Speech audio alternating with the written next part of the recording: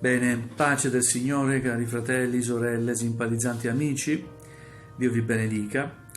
Dopo qualche giorno di assenza a questi schermi, eccoci ancora qui per condividere la parola del Signore.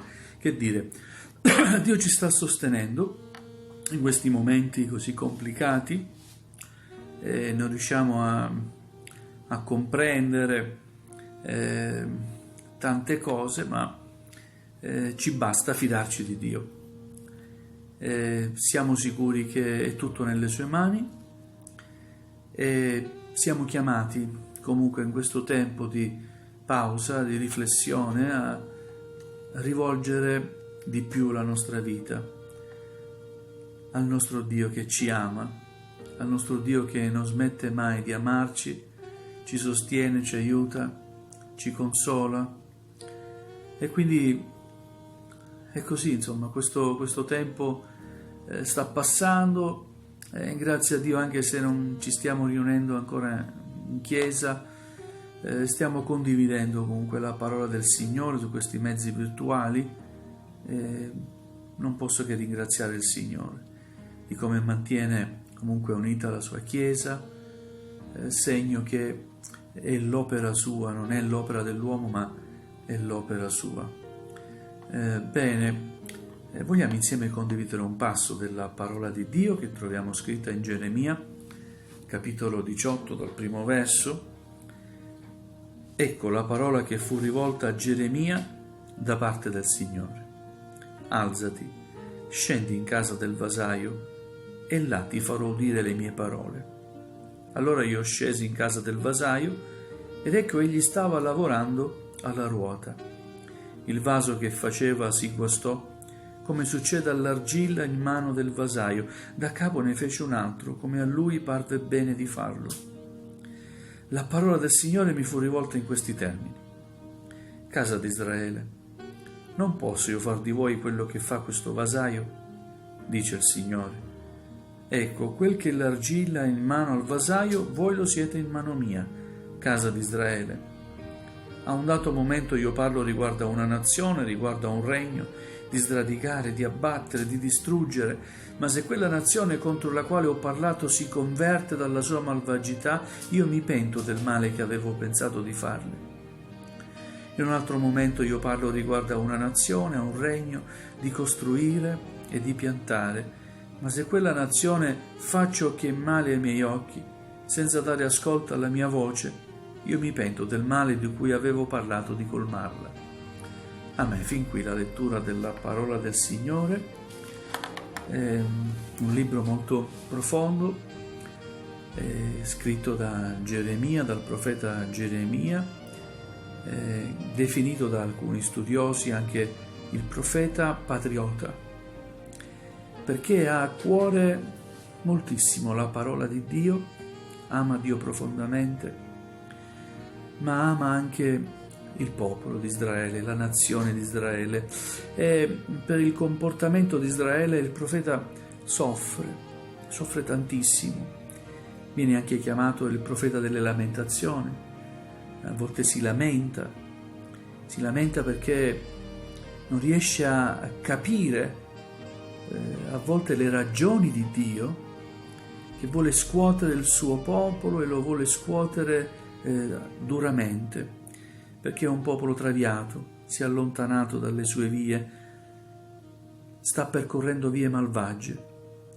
Lo scopo di Dio è quello di riportare il suo popolo in quel rapporto profondo che Dio desidera avere con il suo popolo, e per questo permetterà a una nazione straniera, Babilonia, di conquistare Israele, di entrare in Gerusalemme, conquistare la capitale, e permetterà per un periodo stabilito che il popolo di Israele venga deportato, quindi si ritrovi ad essere schiavitù. Ma lo scopo di questa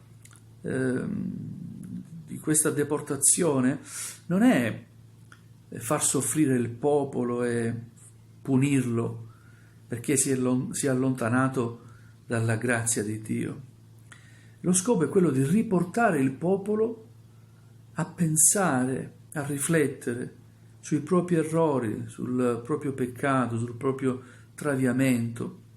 Il profeta si trova in questa situazione, in questo contesto, deve annunciare la parola di Dio, cose non piacevoli a udirsi, non viene creduto, viene anche messo in prigione, imprigionato in una cisterna, non viene creduto dal re, perché era impensabile che Dio potesse permettere una cosa del genere. Come? Ci ha fatto uscire dall'Egitto, siamo il popolo di Dio e adesso permetterà a una nazione straniera di conquistarci, ci ha dato la terra promessa, insomma, ragionamenti umani che non sono ragionamenti di Dio. Il profeta non riesce a capire il motivo per cui Dio medita qualcosa di così duro per il popolo e gli rivolge Dio la parola, che parla con il suo profeta e gli dice così: alzati, scendi in casa del vasaio e là ti farò udire le mie parole. Voleva cercare di capire le ragioni di Dio e il Signore consiglia al suo servo di scendere e di andare in casa del vasaio. Lì il Signore avrebbe parlato, facendo vedere al profeta la lavorazione del vasaio, il lavoro del vasaio con l'argilla.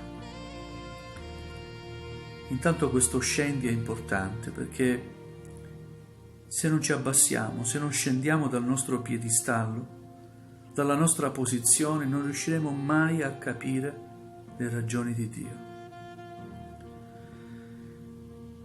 Il profeta scende, va in casa del vasaio e vede questa immagine: il vasaio che lavora alla ruota, che lavora l'argilla.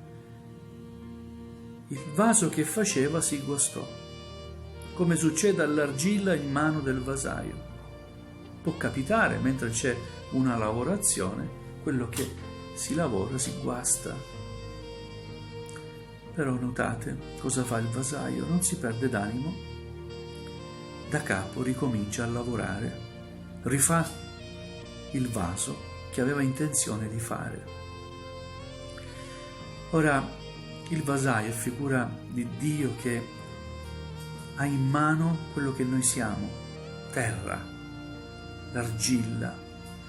E dobbiamo essere facilmente lavorabili come terra. E dobbiamo permettere al vasaio di lavorarci come Egli desidera, come Egli ha stabilito di fare. Noi non siamo in grado di comprendere, però siamo in grado di capire che Lui è il creatore. Il vasaio crea il vaso, decide la forma, stabilisce la forma. Dio è Dio. Non puoi contestare Dio. Anche se non riesci a capire il perché di tante cose, non puoi contestarlo, perché tu sei l'argilla, noi siamo l'argilla e Lui è il vasaio. Ora la casa di Israele, il popolo di Israele, si era guastato, spiritualmente parlando, e il Signore stava intervenendo, anche duramente, per scuotere il suo popolo. Era necessario che dovesse ancora riassaporare la prigionia, vivere momenti di cattività, essere prigionieri di una nazione straniera per potersi ricordare di Dio. E così avviene.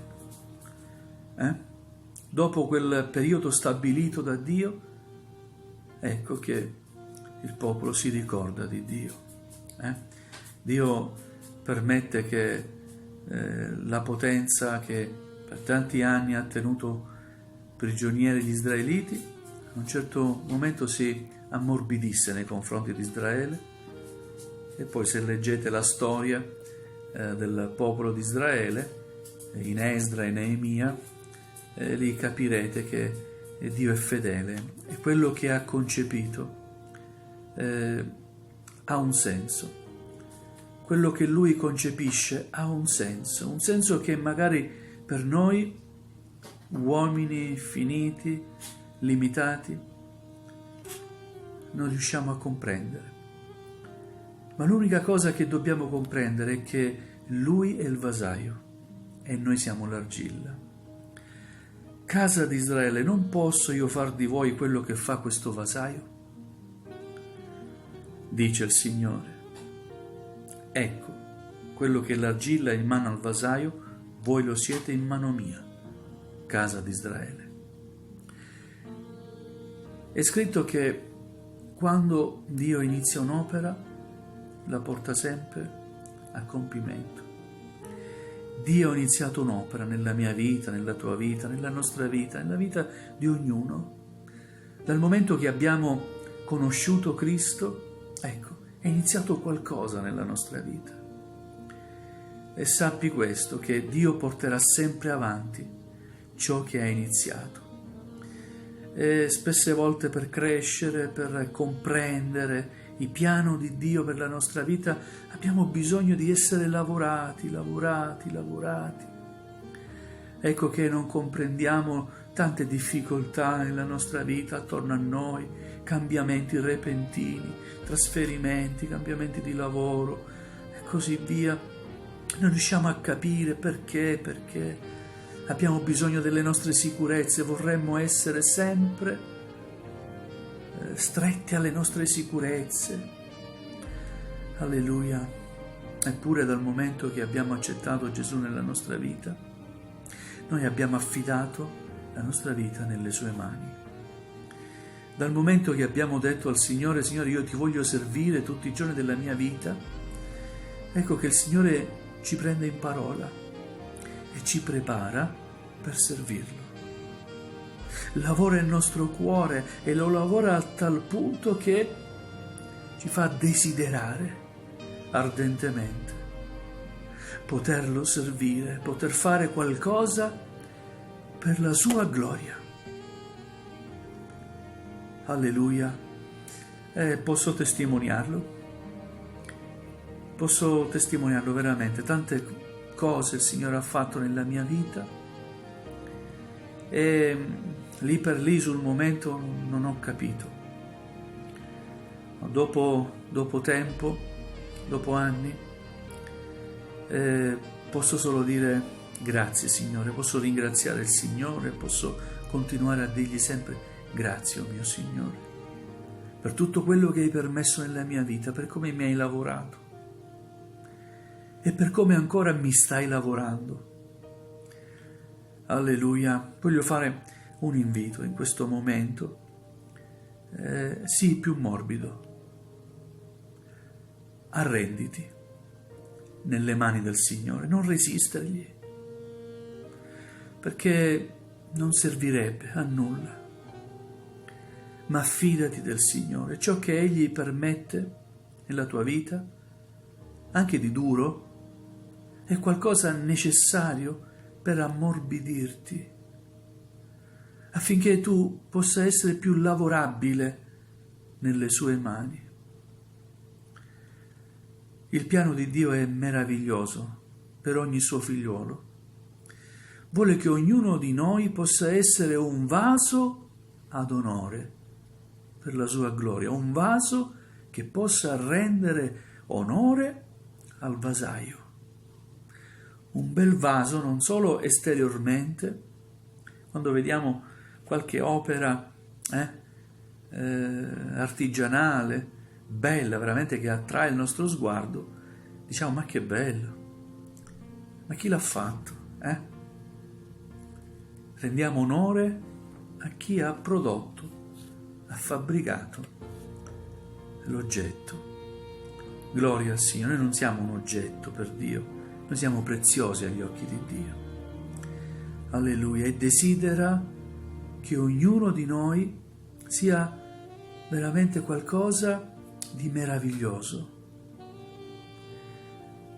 per gli altri, per il suo popolo, alleluia, affinché possiamo rendere lode, onore e gloria anche con la nostra vita, con la nostra esistenza, a colui che tanto, tanto, tanto ci ama.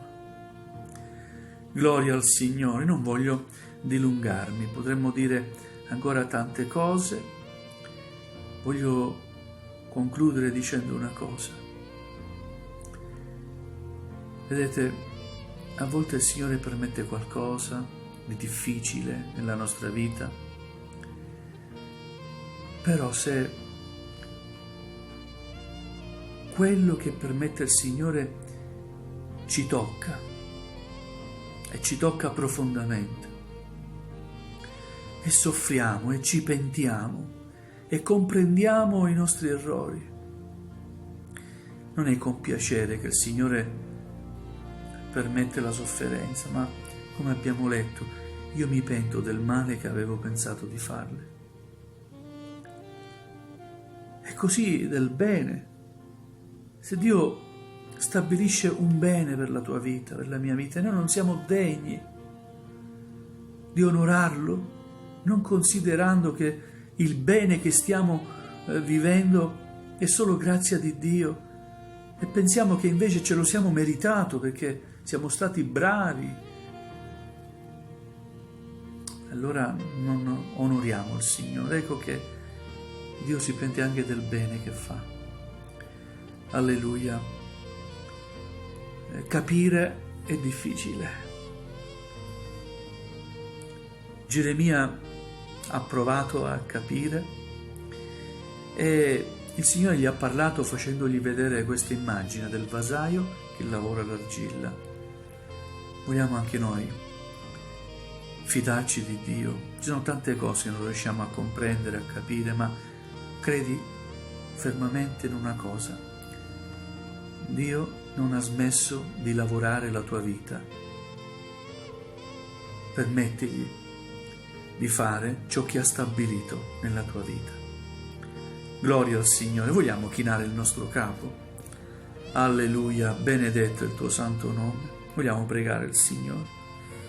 Alleluia, gloria al tuo santo nome. Signore Padre nostro, Padre Celeste, veramente ci sono cose troppo alte che noi non riusciamo a comprendere.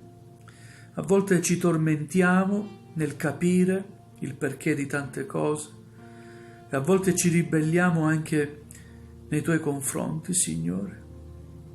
Signore, vogliamo chiederti perdono. Alleluia. Sì, Signore, umilmente noi crediamo che noi siamo l'argilla e tu sei il vasaio. Fai di noi ciò che tu hai stabilito di fare, Signore. Tienici nelle tue mani, Signore, anche se siamo lavorati non da mani che non ci vogliono bene, ma siamo lavorati dalle mani che ci hanno fatto, dalle mani che ci hanno create, Signore, dalle tue mani. Benedici la nostra vita, la vita di quanti stanno ascoltando, di quanti hanno ascoltato, Signore. Tocca i cuori, opera, Signore, per amore del tuo nome. Ti prego, Padre Celeste, per mezzo del tuo Santo Spirito, tocca i cuori, Signore. Rivolgili a te, Signore. Se ci siamo allontanati, abbi pietà di noi, Signore. Vogliamo tornare a te. Alleluia. Grazie, o Padre nostro. Grazie per il tuo infinito amore. Alleluia. Ogni cosa te la chiediamo nel nome di Gesù, che è benedetto in eterno. Amen, amen. Dio ci benedica. Fidiamoci del Signore. I pensieri che Dio medita per noi sono pensieri di pace e di prosperità, per darci un avvenire ed una speranza. Amen. Dio ci benedica. Pace del Signore.